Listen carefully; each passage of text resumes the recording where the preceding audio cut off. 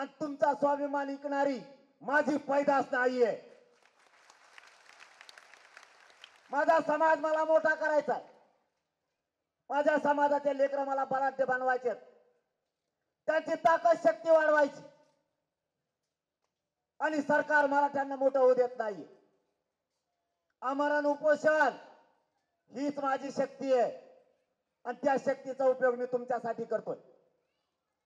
माझा रात्रंदिवस जीव घेणा संघर्ष माझ्या मराठ्यांसाठी आहे. मला माझा समाज मोठा झालेला बघायचा आहे. सगळ्यांनी ज्याचा त्याचा समाज मोठा केलाय. माझ्या गरीब मराठ्यासाठी कोणी नाहीये. तुम्ही भावनिक होऊ नका, कारण मी मरेपर्यंत तुमच्याशी गद्दारी करणार नाहीये. मला काय नको सरकारचं, मला त्यांचा ना पैसा नको ना पद नको. मला माझ्या समाजाच्या लेकराला आयुष्यासाठीच आरक्षण पाहिजे. हे आरक्षण राज्य आणि केंद्रापुरतं नाहीये.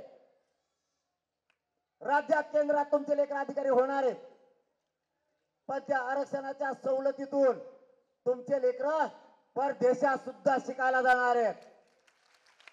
म्हणून हे आरक्षण मिळवायचंय. मी नाही गद्दारी करू शकत. सरकारने मला मारायचं ठरवलंय, मला उघडं पाडायचं ठरवलंय, मला घेरलंय सगळीकडून, कारण मी त्यांचं ऐकत नाहीये. तुम्हाला आरक्षण मागतोय म्हणून. देवेंद्र फडणवीसला हे माहित नाही मला मारणं सोपं नाही. या आग्या मवळ तुला आडवं येणार आहे. या मराठ्यातून तुला जायचं आहे. मराठ्यांची एवढी सोपी शक्ती नाहीये आणि भ्यायचं तर कामच नाही. मी मरणाला भेट नाही. माझी माय मावल्यांना माझ्या मराठ्यांना विनंती, मी मरणाच्या शेवटच्या घटका तुमच्या पायावरती मोजणार आहे, पण तुमच्याशी गद्दारी नाही करणार, म्हणजे कधीच नाही करणार. सरकारने माझा बळी घेतला, मला गोळ्याही घातल्या आणि बलिदानही गेलं, तरी मनोज जरांगेवर तुम्ही जो विश्वास ठेवलाय, माझ्या मराठ्यांना जे वाटतंय, घराघरातल्या करोडो मराठ्यांना, आता फक्त आरक्षण तुम्ही देऊ शकता, मराठ्यांना न्याय तुम्ही देऊ शकता, त्या शब्दाला मी कुठंच तडा जाऊ देणार नाही. काय होईल ते होईल. जो सामना करायची वेळ येईल ते सामना मी करायला तयार आहे आणि यांच्यात दम नाहीये मला अडवू यायची. मी यांना पुरून उरतोय. फक्त तुमच्याकडून एकच अपेक्षा आहे, मला तुमचं काय नको, तुमचा फक्त आशीर्वाद आणि साथ पाहिजे. तुम्ही फक्त एकजूट फुटू देऊ नका. यांच्या मुंडक्यावर पाय देऊन आरक्षण आणतो. फक्त तुम्ही पक्षात विभागून जाऊ नका. काही झालं तरी मी हटत नाहीये. 17 तारखेला आमरण उपोषण होणार आहे. नसता त्याच्या आत सरकारनं मराठा आणि कुणबी एक असलेला कायदा पारित करायचा. 3ही गॅजेट लागू करायचे. हैदराबादच्या गॅजेटचं सापडलेल्या नोंदी याचे सगळे प्रमाणपत्र द्यायचे. बलिदान गेलेल्या कुटुंबाच्या ठरलेल्या नोकऱ्या द्यायच्या. व्हॅलिडिटी सगळ्या द्यायच्या. सरकारनं एससीबीसी देऊन ईडब्ल्यूएस घालवलंय. ईडब्ल्यूएस मधून अर्ज करणाऱ्या सगळ्या पोरांना नोकरी समाविष्ट करून घ्यायचंय. सरकारने सगळे सरसकट राज्यातले गुन्हे वापस घ्यायचे.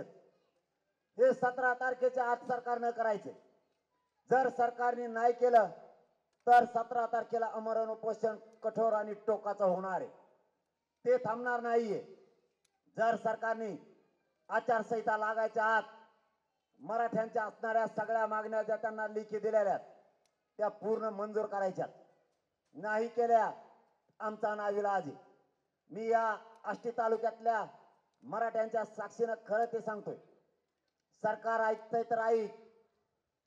मला आणि माझ्या समाजाला राजकारणात जायचं नाही. आमचं आहे ओबीसीतला हक्काचं आरक्षण द्या. जर तुम्ही ते नाही दिलं तुमचं एकही सीट मराठी निवडून येऊ देणार नाही म्हणजे नाही.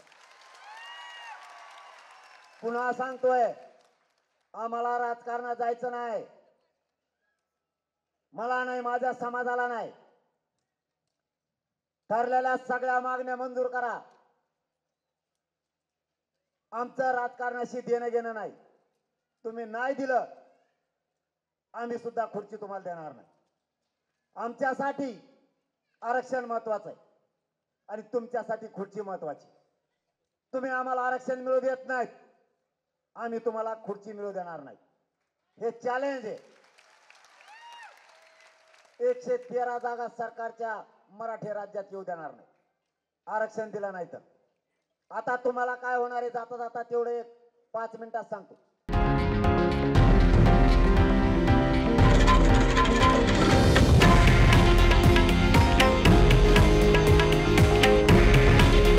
हे आहे देशातील नंबर 1 न्यूज नेटवर्क आणि आपण पाहत आहात TV9 मराठी.